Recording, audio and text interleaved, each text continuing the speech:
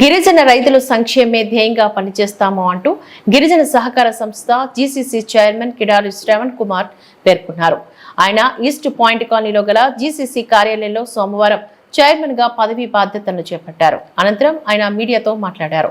తనకి ఈ పదవి ఇచ్చిన తండ్రి నారా చంద్రబాబు నాయుడికి ధన్యవాదాలు తెలిపారు. గిరిజనులకు దక్కిన గౌరవం అనివార్య కారణాల వల్ల మంత్రి రాలేకపోయారు. విశాఖ మన్యం అభివృద్ధికి జీసీసీ తోడ్పాటును అందిస్తుందని చెప్పారు. నిజాయితీ నిబద్ధతతో కట్టుబడి ఉన్నాం. సీఎం విజన్ అరకు కాఫీ ప్రపంచ దేశాలకు విస్తరణ, గిరిజన రైతులకు దళారు లేకుండా వారి సంక్షేమం కోసం కృషి చేస్తాం. గిరిజనుల విద్యలో కూడా కృషి చేస్తామని అన్నారు. పాత వాహనాలను మరమ్మతులు, కొత్తవి కొనుగోలు, ఉద్యోగ కల్పన, పంట నష్టం లేకుండా చూస్తాం. సీతమ్మపేట, కొమరాడ ప్రాంతాల్లో పెట్రోల్ బంకులు ఏర్పాటు చేస్తాం. 22 సెక్యూరిటీ గార్డులకు పెండింగ్ వేతనాలు క్లియర్ చేస్తాము అంటూ ఆయన స్పష్టం చేశారు. రైతులకు ఏ పంట పండించినా వాళ్ళకి గిట్టుబాటు ధర ఇచ్చి వాళ్ళని ఆదుకోవాలన్న ఒక సందర్భంగా మనం వెళ్తున్నాం.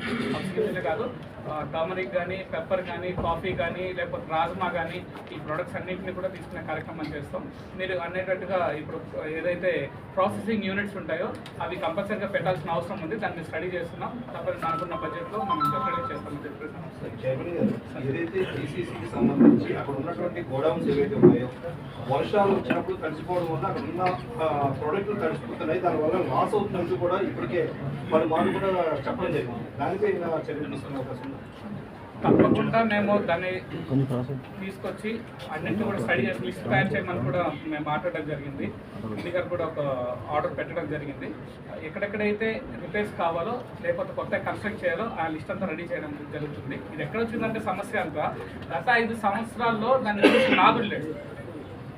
వర్షం వస్తేనే జీసీసీ గొడవ గుర్తొచ్చేటువంటి పరిస్థితిలో ఉండిపోయింది. ఆ పద్ధతి కాకుండా రైతు అంటే జీసీసీ గుర్తొచ్చేటువంటి ఒక ప్రక్రియ మేము చేస్తామని చెప్పి సందర్భంగా జీసీసీకి సంబంధించి మీరు ప్రొక్యూర్మెంట్ చేసే విధానం కావచ్చు, పేమెంట్ విధానం లేట్ అవడం వల్ల అక్కడ ఉన్నటువంటి లోకల్గా ప్రైవేట్ పార్టీస్ ఎవరైతే ఉన్నారో అక్కడ మార్కెటింగ్ సెక్టర్ ఏర్పాటు చేసుకుని ప్రైవేట్ వ్యక్తులు కొనుగోలు చేస్తారు. దీనిపై ఏం చర్యలు చేపడుతున్నారు? గతంలో అట్లా జరిగి ఉండొచ్చు మన జగన్మోహన్ రెడ్డి ప్రభుత్వంలో. నేనైతే ఒకటే చెప్తున్నానండి, ఏదైతే మీరు అనే దాంట్లో ఒక లైన్ దాగుంది. గిరిజన రైతుల్ని కాపాడడానికే జీసీసీ పెట్టారు.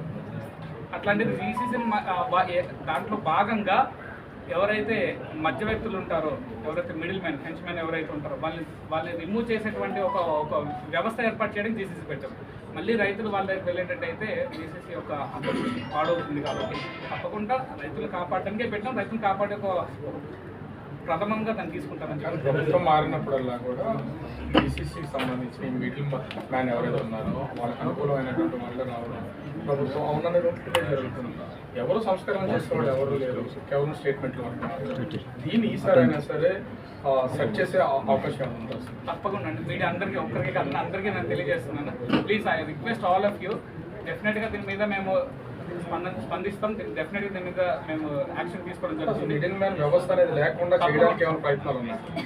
ఎవరైతే జీసీసీని ఆశ్రయించి వచ్చే రైతులందరికీ లేదా మాకు తెలిసిన రైతులందరికీ కూడా మేము వెళ్ళి వాళ్ళని ఆశ్రయించడం 2 కూడా జరుగుతున్నాయి. అట్లా కాకుండా కొంతమంది ఏదో వాళ్ళని మోసం చేసి మభ్యపెట్టి చేసే కార్యక్రమాలు కొన్ని జరుగుతున్నాయి. దాన్ని తగ్గించే విధంగా ఇక్కడ మీడియా సోదరులందరూ కూడా ఎక్కడెక్కడైతే జరుగుతుందో ఆ విషయాన్ని మా దృష్టికి తీసుకొస్తారని మిమ్మల్ని. జీసీసీ అంటే కేవలం అరకు కాఫీ మీద మాత్రమే దృష్టి పెట్టడం, అది మాత్రమే ప్రచారంలో ఉంటుంది. కానీ చాలా వరకు పంటలు పండిస్తున్నారు. వాటి మీద ఫోకస్ పెట్టడం కానీ, మార్కెటింగ్ చేయడం కానీ ఇప్పుడు చేస్తున్నది చాలా తక్కువగా అనిపిస్తుంది. ఎందుకు వాటి మీద దృష్టి పెట్టలేకపోతే మిడిల్ మ్యాన్ అందుకే దీంట్లో లేదండి. తప్పది. నేనేమంటానంటే అరకు కాఫీ అనేది ప్రపంచవ్యాప్తంగా ఖ్యాతి పొందింది ఆ ప్రొడక్షన్ వల్ల. భారతదేశంలో 2 ప్రాంతాల్లో మేము కాఫీ పండిస్తున్నాం. బెంగళూరు అయితే 2 తాలూకు.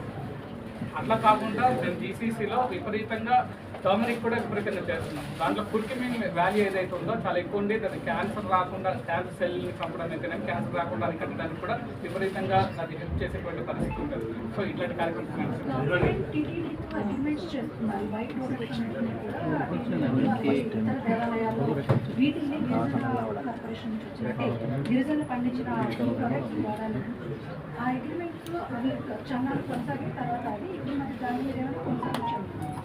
నేనేమంటానంటే ఇప్పుడు గత ప్రభుత్వంలో చేసినటువంటి అన్ని కూడా స్టడీ చేస్తున్నాం. నేను ఈ రోజే ఛార్జ్ తీసుకున్నానండి. నేను నాకు వానల వర్షం కురిపిస్తుంది నా మీద.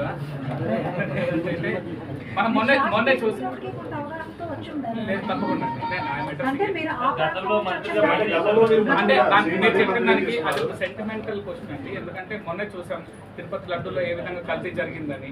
సో మేము ఇప్పుడు స్టడీ చేసి మన ప్రోడక్ట్ని వాళ్ళు ఏ విధంగా తీసుకునే విధంగా గిరిజన ప్రాంతంలో పండేటువంటి ప్రోడక్ట్ని మనం ఏ విధంగా తీసుకునే విధంగా చర్యలు తీసుకుంటాం.